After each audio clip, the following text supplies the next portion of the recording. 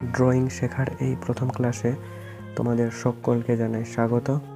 তো ড্রয়িং শুরু করার আগে আমাদের জানতে হবে ড্রয়িং ম্যাটেরিয়ালসের ব্যাপারে, মানে ড্রয়িং শুরু করার জন্য আমাদের কি কি জিনিস প্রয়োজন, তো সেই সমস্ত জিনিসের ব্যাপারে আমরা আজকে জানব। তো প্রথমেই বলি পেন্সিলের ব্যাপারে, যে আমাদের কোনগুলো পেন্সিল নিতে হবে। তো পেন্সিলের সব থেকে মেন ব্যাপার হচ্ছে পেন্সিলের শেডকে জানা, যে কোন পেন্সিল কীরকম শেড হয় বা একটা পেন্সিল দিয়ে আমরা কত রকমের শেড করতে পারি, সেটাই হচ্ছে মেন ব্যাপার। তোমরা এই তিনটি ব্র্যান্ডের মধ্যে একটা নিতে পারো, যেটি খুব কম দামের মধ্যেই ভালো কোয়ালিটির পেন্সিল, ডমস, আপসারা অ্যান্ড আর্টলাইন। বা এই তিনটার মধ্যে যদি একটাও না পাও তাহলে 4B বা 6B পেন্সিলটাও তোমরা নিতে পারো, কারণ 4B এবং 6B পেন্সিল একটু স্মুথ, প্র্যাকটিস করার জন্য খুব সুবিধা হবে। তাই জন্য তোমরা ওই দুটো পেন্সিল নিতে পারো যদি এই তিনটের মধ্যে একটাও না পাও। তাহলে পেন্সিলে তোমরা দেখতে পাবে লেখা থাকে HB, 2B, 4B, বা আবার কোনো কোনো পেন্সিলে লেখা থাকে 2H, 4H, 6H। তো এগুলোর মানে কি?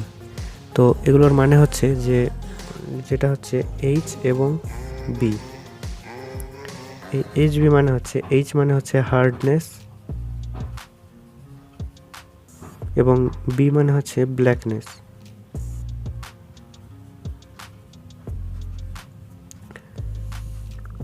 H, 2H যখন লেখা থাকে পেন্সিলে, 2H, 4H, 6H, তার মানে সেই পেন্সিলটা অতটাই হার্ড এবং লাইট কালারের।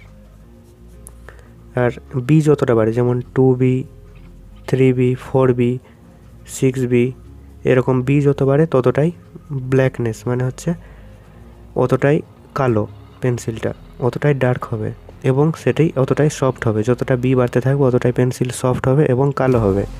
আর H যতটা বাড়বে অতটাই পেন্সিল লাইট হবে, কালার লাইট হবে এবং হার্ড থাকবে। তো এটাই হচ্ছে। আর মিডিয়াম হচ্ছে HB, মানে যেটা আমরা নর্মালি লিখি সেটা হচ্ছে HB পেন্সিলে। এবার বলি ইরেজারের ব্যাপারে।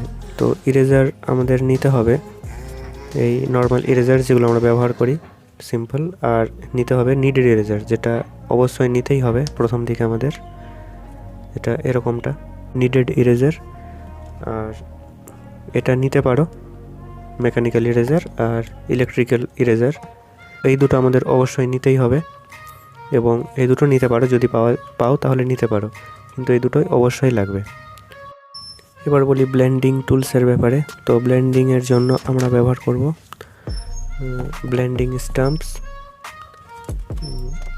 পেন্টিং ব্রাশ বা মেকআপ ব্রাশ, যে কোনো একটা নিতে পারো, আর টিস্যু পেপার, বা আমরা আঙুলের সাহায্যেও ব্লেন্ড করতে পারি।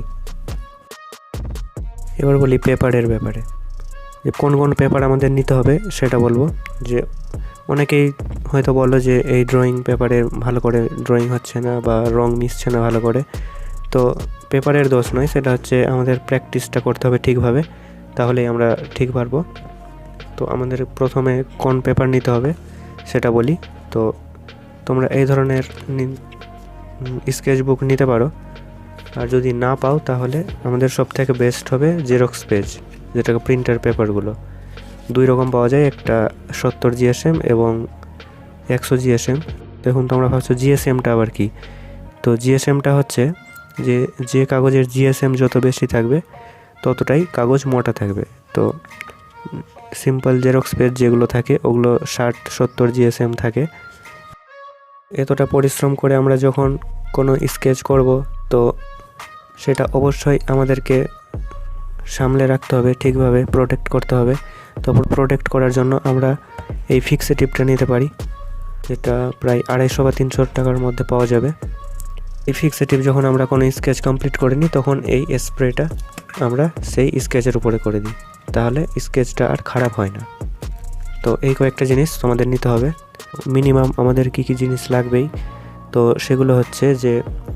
সেগুলো হচ্ছে প্রথমেই তোমাদের বললাম যে 4B এবং 6B পেন্সিল নিতে হবে।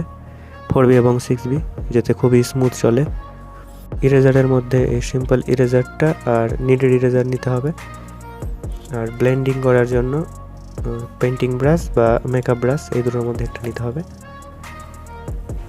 বা টিস্যু পেপারটাও নিতে পারো, টিস্যু পেপার তো সিম্পল পাওয়া যাবে দোকানে। আর পেপার হচ্ছে জেরক্স পেজ। এই কয়েকটা জিনিস নিতে হবে আমাদের ড্রয়িং শুরু করার জন্য। তো কি প্র্যাকটিস করে আমরা শুরু করব বা কি দিয়ে আমরা শুরু করব ড্রয়িং, তো সেগুলো স্টেপ বাই স্টেপ ভিডিও আসতে থাকবে। তো চ্যানেলকে অবশ্যই সাবস্ক্রাইব করে রেখে দিও। আজকে এই পর্যন্তই, দেখা হচ্ছে নেক্সট ভিডিওতে। বাই।